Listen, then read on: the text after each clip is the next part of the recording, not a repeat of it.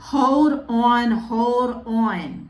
This is an EXPAT immediate alert. And honestly, if you are a human in any territory of the world, you need to know that your phone is going to become the new passport.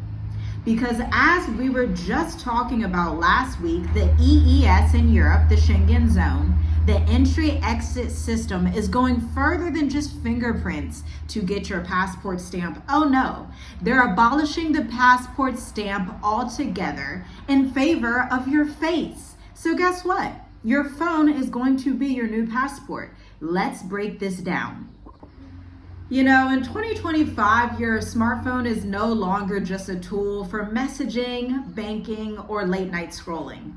Increasingly, it is becoming a biometric doorway, a digital passport that governments, corporations, data centers, and airlines want to scan before granting you access to their spaces, services, and borders. This shift is not theoretical. It's happening right now, right before our eyes. This is the ultimate surveillance control system, the digital doorway.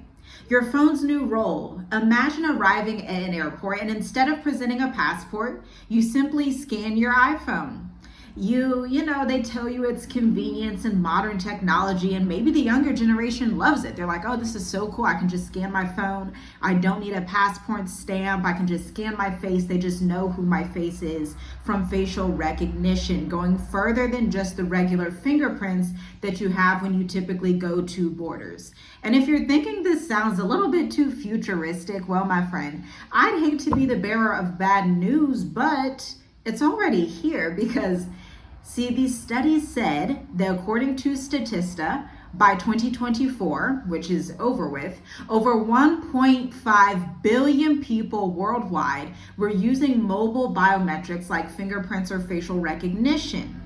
And in the US, 81% of iPhone users rely on Face ID or Touch ID to unlock their devices. And again, the EU's EES new entry-exit system is rolling out this year, next month, will require fingerprints and a facial scan for all non-EU travelers, whether you are from China, South Africa, Botswana, Ghana, or Dubai. If you are not from the EU, then your facial recognition is going to be stored for up to 3 years plus in their control system. And you know, the logic is quite simple.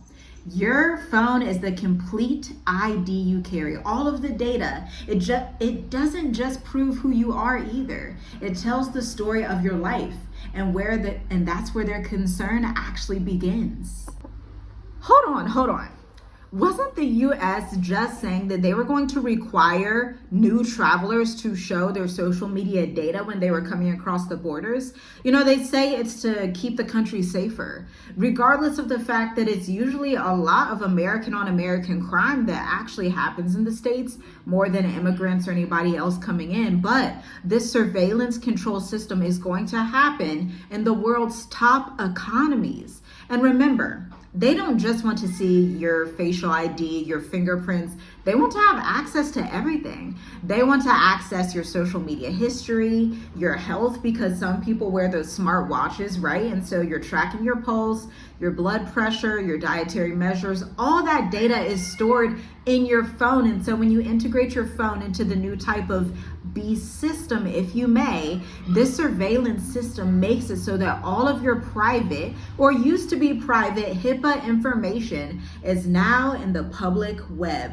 Their entire database where they get to function as a type of, shall I say, omnipresent entity, trying to copy the sovereignty of the Most High, but knowing they can't actually do it in a divine way. Whew. Now this next statistic is gonna leave you utterly shocked. Get this, in 2022, the US Customs and Border Protection admitted it had searched over 30,000 travelers' devices without warrants in a single year. Those phones were literally copied and stored for up to 15 years in America. Not Americans, they already know all of our information, but people that were actually coming into the country. And globally, the problem is growing. Australia's Telecommunications Act allows authorities to demand access to encrypted apps like WhatsApp. India proposed a digital personal data protection bill in 2023, requiring companies to share user data with the government on request. And the UK's online safety bill opens the door for monitoring encrypted communications in the name of child protection. Whew. Each precedent presented normalizes deeper intrusion, making it easier for governments to argue. If you've got nothing to hide, why would you resist? Well, because we're humans, right? Because we're sovereign, because we're just actually free people that live on the planet Earth, unless you don't agree that that's a fact. And this actually takes me to a Bible verse in the book of John, where Yahusha is telling the disciples that he is the only way to freedom. He's telling them to let go of sin, to let go of bondage, because they shall know the truth, and the truth shall set them free. As I was doing research and preparing this video, that verse was just coming to my mind, and so I wanted to share that with you. You shall know the truth, and the truth shall set you free. And truth is the reality of the situation. Truth is what's happening behind the scenes. Truth is discerning, which is a gift of the Spirit, to see where this world is going and how you can build your own Noah's Ark to evade these situations. Because Noah, Abraham, Daniel, and most of the prophets and great people in the Bible did not always abide by these systems directly.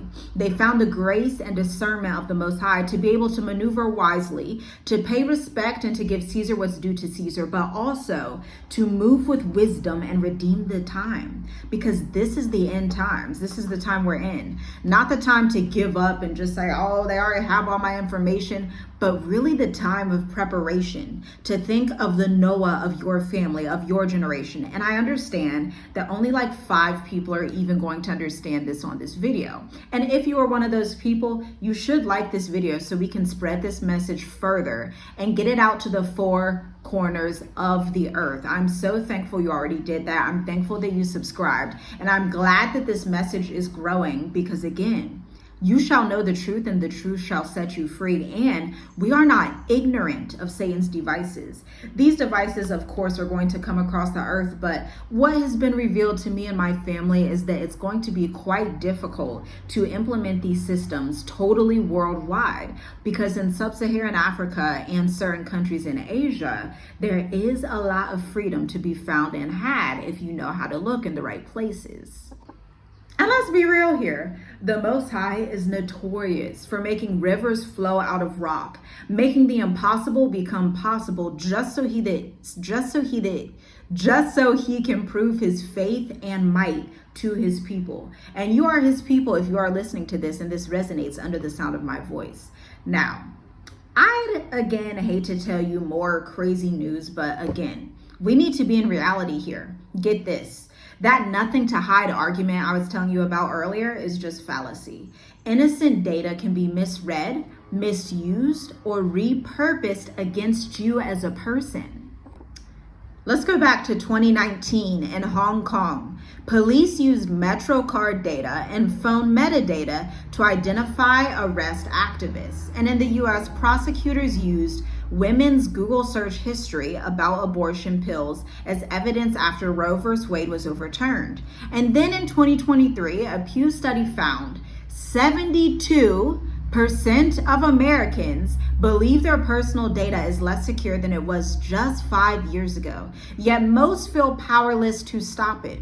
Surveillance creates what scholars call the chilling effect, when people self-censor, avoid dissent, and change behavior simply because they think they're being watched. It's almost like a quiet fear that goes out into the atmosphere, where people are afraid to speak up. They're afraid to actually see the Bible for what it is. They're afraid to even talk about some of the things that we discuss on this channel.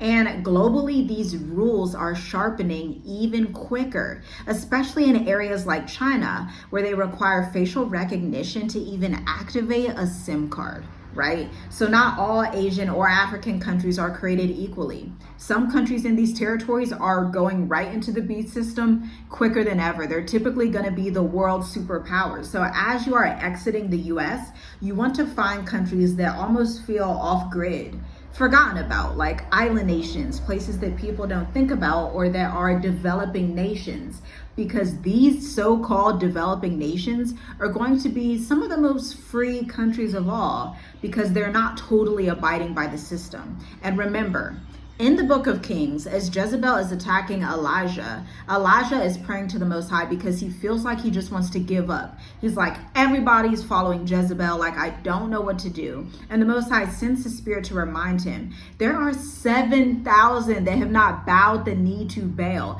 There are always going to be people, a remnant collective, a Goshen collective, that is finding through the spirit of discernment and understanding the loopholes that bring them to the kingdom of Yah.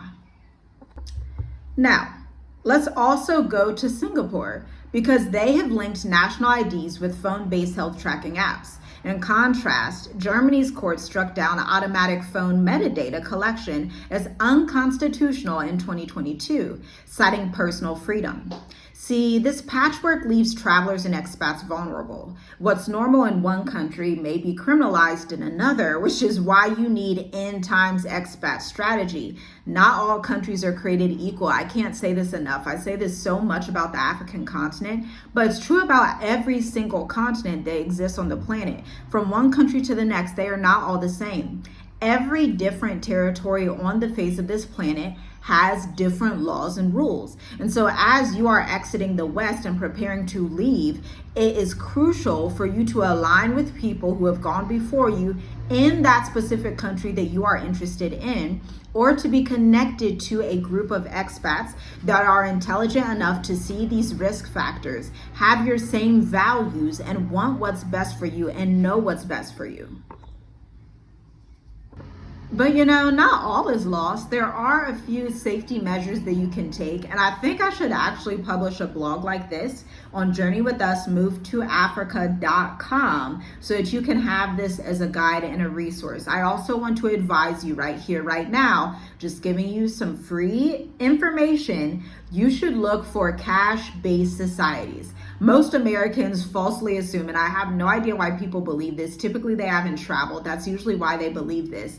But if you have not traveled outside of America and you're like, oh, everywhere is cashless, that's just not the reality of the situation. There are still a multitude of countries on the earth and the regions that I always discuss here on this channel that are cash-based societies, okay? They are slower moving into the system because they have basically been ostracized out of the system through colonization. Now, the Most High knows how to give favor to his people, and so it's actually a blessing that they're almost like locked out of the system. So when it's time to hurry up and try and get them in the system, it's just not gonna work. Now, if you have lived in Africa, if you have lived in certain countries in Asia or the islands, not the islands in the Caribbean, but the islands somewhat in the Pacific and in the Southeast Asian Ocean, then you know that just turning on a switch to get everybody on the grid is nearly impossible, because there's so many villages, so many like off-grid people, tribes, and different clusters of humans that are not even accounted for.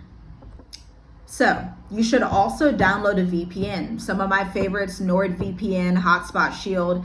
A whopping 31% of internet users worldwide use VPNs, and it will basically mask your current location. We use them for all of our travel. We tell all of our clients to do this. This is a part of our intensives, our classes, the State of the Diaspora, the Mature Adult Intensive, getting you ready before you leave America. It's not even really about the things you do outside of America. If you prepare while you're still in America through getting your VPNs, getting your freedom-based bank accounts, getting powers of attorneys, having that full checklist and a list of accountabilities so that you can sustain yourself outside of America for the long term. Because the biggest mistake people make is the lack of preparation, and I do not want you to do that. I do not want you to be like the people that were outside of Noah's Ark that did not prepare through obedience and listening.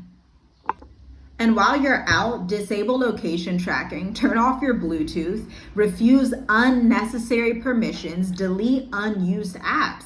It's basically a game of cat and mouse, but it's your privacy. You're a human. You have a divine right to just simply exist as a human. Every year, tech companies release stronger privacy tools, while governments develop new methods of basically stealing your privacy from you. It's literally like the biggest scam on planet Earth to date. Like, can you imagine in the 1900s and 1800s when they didn't have this passport, this surveillance measure? People were allowed to just be humans, but it's like we have to go through all these hoops and hurdles to just exist. It's people that were literally created in the Most High's image. It's just crazy to me. The sad thing about all of this is we're heading towards a world where the border is no longer just a physical checkpoint, but a digital firewall. That raises a few pressing questions. Should governments be allowed to demand phone access without probable cause? Where do we draw the line between national security and personal sovereignty? Who owns the data? You, the tech company, or the state? And advocacy literally matters here. Citizen pushback has worked before. Look back to 2019. Activists in the US forced San Francisco to become the first major city to ban government use of facial recognition. The EU's General Data Protection Regulation, GDPR, has already issued 4 billion euros in fines since 2018, holding companies accountable for misuse of personal data. And in Kenya, legal challenges paused parts of the government's Huduma Namba biometric ID rollout, citing privacy violations. The ethical debate isn't about rejecting all technology at all. I actually quite enjoy some technologies. It's about balance. Security without freedom isn't security. It's control. It's pseudo-omnipresence. And that's where you come in. This is your role in the conversation that we are having today. As expats, travelers, and global citizens, we're on the front lines of these shifts. Phones are no longer neutral tools. They're gateways that can either empower your mobility or restrict your freedom. So ask yourself, do I know what data my phone is quietly leaking? Am I relying too much on convenience over privacy? Am I a part of the conversation shaping digital rights, or just passively accepting the rules that are handed down by the elites? At Journey With Us, we believe preparation is power. Knowing the risks and acting on them keeps you ahead of the curve. It's the only way, because the next time you cross a border, the question won't be passport, please. It'll be unlock your phone, and it won't even be a question. It'll be a demand. So this is my final word for you. The phone in your pocket is much more than a device. It's a digital mirror reflecting who you are, your values, where you've been, what you represent. Guard it wisely, because in the age of biometric borders, protecting your phone isn't just about privacy. It's about freedom in general. Shalom, shalom. Stay blessed. I'll see you in the next EXPAT Alert.